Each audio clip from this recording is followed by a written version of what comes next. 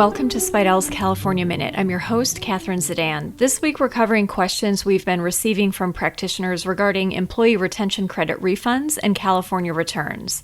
We have a 1-hour on-demand webinar that covers the ERC, including what should be included in a good study and how to prepare for audits. For details and to register, go to caltax.com and click Webinars. The Federal Employee Retention Credit allows qualified employers to claim a payroll tax credit of up to 70% of qualified wages paid to qualified employees per quarter in 2021. The credit is only available for recovery startup businesses for the fourth quarter of 2021. The credit is available for 2020 on up to 50% of qualified wages paid for the entire period from March 13th, 2020 through December 31st, 2020. California does not conform to the ERC. For California purposes, the ERC is treated like any other federal credit, which means the refund is not included in taxable income for California tax purposes, and there is no adjustment for the wage expense claimed. Initially, the FTB had stated that employee retention credit refunds may be taxable income. However, the FTB reconsidered its position regarding California's tax treatment of the credit, and it will not require taxpayers to include any portion of the credit on their California tax return. According to the FTB, this means California taxpayers will not have to report any ERC refunds as taxable income on the California return, nor will they have to reduce any wage expenses for which the ERC was claimed. With so many businesses receiving ERC refunds in 2022, many tax professionals are asking us whether they have to file amended California tax returns when they file the amended federal return to reduce their wage expense deduction. Generally, the answer is no.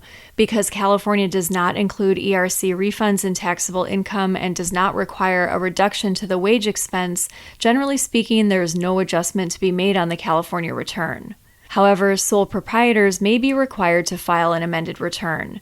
Numerous deductions claimed on the California return are based on federal AGI amounts, including but not limited to the medical expense deduction and the 2% miscellaneous itemized deduction. Because a taxpayer's reduction of the wage expense on the federal return increases the amount of their federal AGI, this will also impact the amount of these deductions that can be claimed on the California return. Many tax professionals have struggled to determine the correct basis adjustments for clients that receive employee retention credit refunds.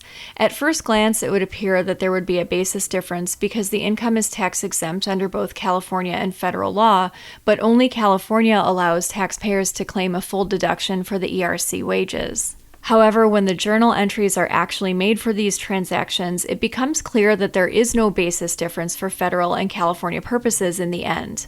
When the federal income tax return is amended to reduce the wage deduction by the amount of credit claimed, the taxpayer's basis is increased because net income is increased.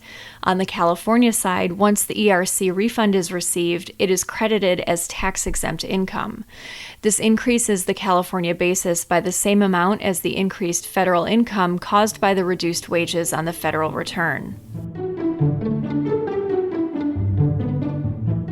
We will be covering this issue along with an illustrative example in our upcoming Critical California Tax Issues webinar on August 24th. You can see a list of topics covered at caltax.com under Webinars. That's all for this week. Join us next time for another episode of Spidell's California Minute.